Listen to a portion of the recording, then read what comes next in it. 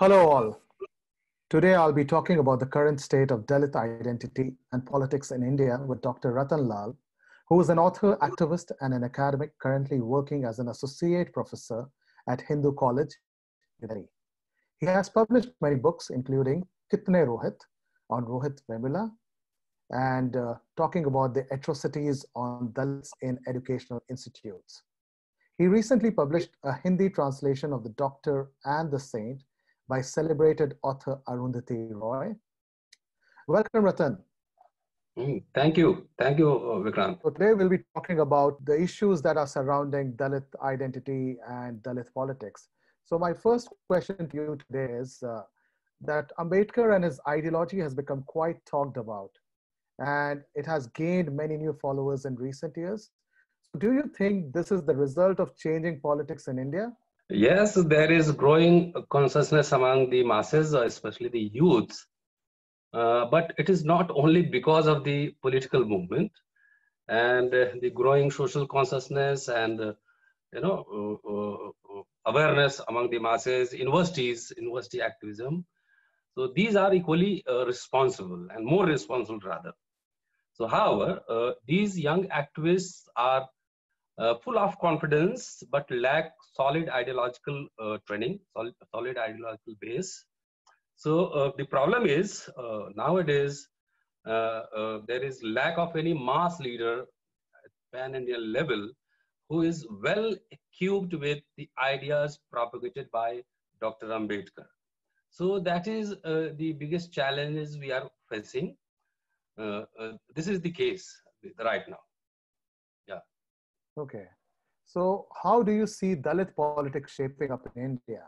Do you see any progress, or it is still trying to find its ground due to rudderless leadership? And as you just mentioned, that leadership is a big issue at the moment. So what do you have to say about that? See, there is a continuity and changes, and there is transformation at the grassroots level, but somehow there is status quo at the leadership level. And the whole politics, what I perceive is, it is more, restricted to symbolism and deification of Dr. Ambedkar and his ideas. So see, changes, transformation, power comes through knowledge, and knowledge comes through education. So what you see is now there is more symbolism. Symbolism is good to some extent. We need statues and all buildings and all that. So it has a limited role. But there is chanting of Ambedkar's slogan, educate, struggle, and organize. But if you look at the entire scenario at national level, so Dalit politicians after Ambedkar has miserably failed in recognizing the role of the academics, the institutions play, the research and all that they played in the public life, political life and all that. So even Ambedkar, if you look at the Ambedkar's contribution, he created number of institutions. He started a number of magazines. He started People's Education Society, established Republican Party of India, then Bharatiya Mahabodhi Sangh, all. So the present leadership after Ambedkar, they failed even to protect the institution created and established by Ambedkar. So if you see the biography of Ambedkar, so he got fellowship, scholarship from Maharaja of Gaikwad for study in Columbia University in USA.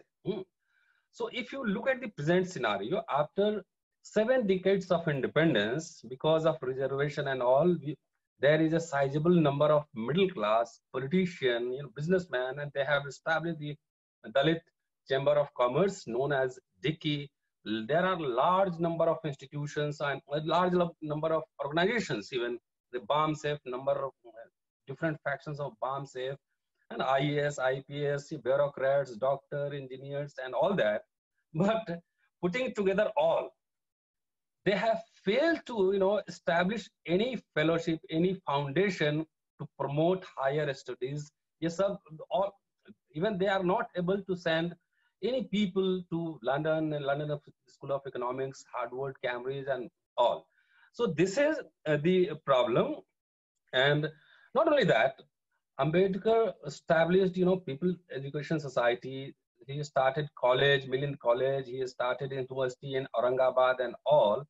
But putting together the entire leadership, the thousands of MLAs and MPs and ministers we have, President of India, Dalit, Mayawati, all powerful leader, number of ministers, we have not been able to establish even a modern school, modern education, which Ambedkar always emphasized, the modern institution, university, and all. So this is a major crisis of present Dalit politics, present Dalit activism in India. So we are facing that. We are always raising this issue, and because we understand that no organization, no one can sustain politics for a longer period without solid ideological base. So read Ambedkar more than to eulogize him, than to defy him, right? So deification does not work. So that is the important point. So see, another point is that Ambedkar was alone. He was fighting for Dalits, OBC, tribes, women in the cabinet. And after 7 decades, thousands of people are there, and they are not able to even protect the constitutional rights given by Dr. Ambedkar alone. So this is the irony, this is the paradox of the present Indian politics, Dalit politics. Yes, Vikrant.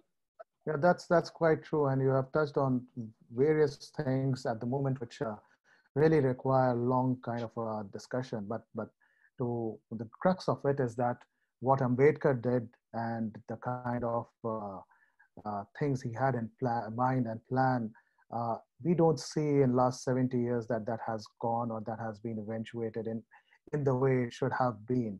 And this is to do with somewhat the aspirational Dalit class or Dalit community who achieved certain things, but could not, they achieved things for themselves, but could not give back to their own society. And probably that is one of the issues. So individual liberation is possible.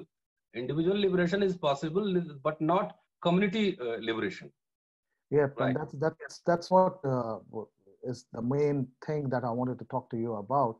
And one of the things when we talk about the Dalit activism and also the issues of Dalits and all, one of the things which is always marginalized is the Dalit voice of Dalit women at the forefront. Who are they? So how do you see, how is women representation among the Dalits and their leadership and how they can take up major roles? What is happening? Can you throw some light on this? Yeah, and this question is, related to the previous question, which I have already answered. So because you don't have any institution, so you are not able to create large number of human resource. So see, there is obviously massive lack of, Dalit women leadership. Obviously, we have Mayawati in the name of Dalit women, Dalit leadership. Still, she is the most powerful Dalit leader in India, and she has mass appeal at a national level. Even now, she can create a miracle in Indian politics, but unfortunately, gradually she is losing her mass base and become like any other conventional political party in India. So now, she has no future agenda, no future plan. Electoral politics is one thing. So electoral politics comes in every 5 years, but politics is a very larger thing. It is to be done every day in discussion, in writing, in seminar, newspaper and media and all that. So she has no agenda, the movement, the agenda, the program. So she has miserably failed to promote any kind of Dalit leadership. Forget about women or men. So any kind of Dalit leadership in India, and that is why there is huge unrest amongst the Dalit youth, the Dalit masses, and this explains the emergence of Chandrasekhar in Uttar Pradesh politics. Chandrasekhar Azad. the young activist. So this Yeah. explains. There is huge, unrest among the Dalit, youth, masses and all, because what happened is, see, the social activists are addressing more. So if you look at the history of three last movements, Rohit Vemula and SC/ST Atrocities Act and the reservation issue, roster issue and all. So if you see the nature and the history, then you will find that these movements were led by the activists, especially the youths, not by the leaders. So that is the issue which which the leaders have to understand. Okay. Right. And what do you think of Chandrasekhar? We have been hearing about him and his kind of activism. And somewhere, whenever these kind of leaders who come out from the grassroots, we always find that the media is not very, what do you call, empathetic or sympathetic towards their cause. In a way, in this kind of hyper-nationalism situation, these leaders, or in fact, Chandrasekhar has been a victim of his own creation, that people have been brandizing him as a kind of a great villain, whereas a kind of a huge section also looks up to him as a big hero. So this is more to do with the question about hyper-nationalism and this kind of slanted media, which is also not giving the right opportunity for people, or to give them their 5 minutes of time to talk about their agendas and the things that they are trying to do. As far as the role of Chandrasekhar is concerned, so he is energetic young activist, and which I have already answered. So we have to wait and watch. So he is having energy and mass appeal amongst the youth, but still we have to see in the long run. So as far as the role of Indian media is concerned, if you say in one word, so Indian media is upper caste banana republic, and which is largely controlled by Brahman Baniya alliance. Naturally, they are communal and casteist both, which we have to know. So I have no confusion in that, because we are every day we have friends in all print and electronic media, and we are interacting every day. So obviously they are honest in promoting their agenda. Number two, there is lack of complete diversity. If you want to see the nature of India media, go and do a research on that. So there are latest researches that 90% media is controlled by male upper caste elite. So this is the real case. This is the ground reality, which I have already which we have discussed. Arundhati Roy has discussed in her book, The Doctor is Sent, which I have translated into Hindi. So we have no grudge with them. They are doing what they want. So problem is that the Dalit leadership during this last 70 years, 7 decades, has failed to create any media house, either print or or electronic, through which the Dalits can communicate to the national and international community. This is our problem. We have not been able to create any media house. Number two, this is a major line. Number two, but in the last decade, 1 decade, social media has played a very important role. It provided alternative media.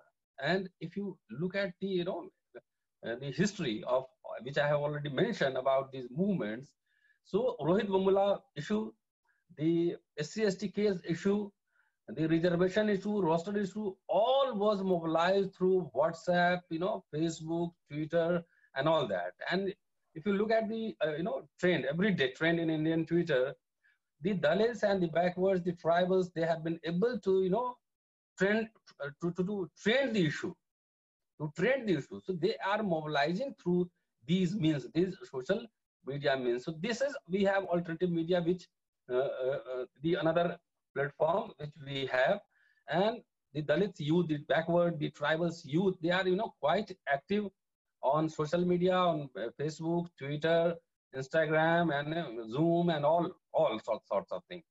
So this is our alternative media through which we are raising our voice. It's quite an interesting point that you have raised about social media coming out as an alternate for the marginalized and voiceless to put forth their opinion and point of view. And this is also creating a kind of a movement. And Chandrasekhar probably is one of the biggest example of him coming out through this kind of social media movement, which has supported him. Through YouTube and all that, WhatsApp, even I'm in Delhi, but people from Australia, Canada, UK, Britain, and America, they know about us, what we are doing. So social media has provided a very important platform for us.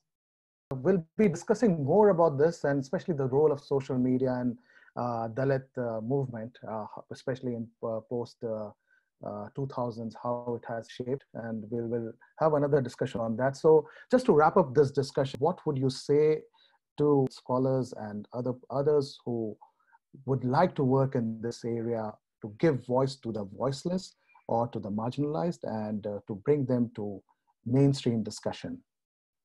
So right now, I am reading Ambedkar writings. So the most important thing is to read Ambedkar first, to understand his contribution.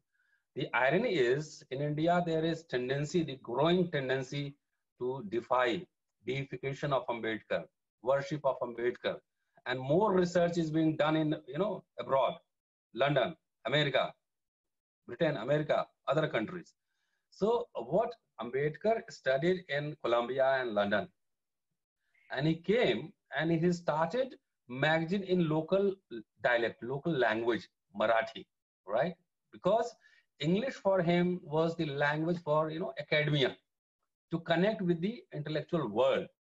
But if you want to transform the society, then you have to go with the language of the masses. So this is what Ambedkar did. He spoke, he wrote in local language. So the challenges before us, so I am reading in English and my more writing is in Hindi.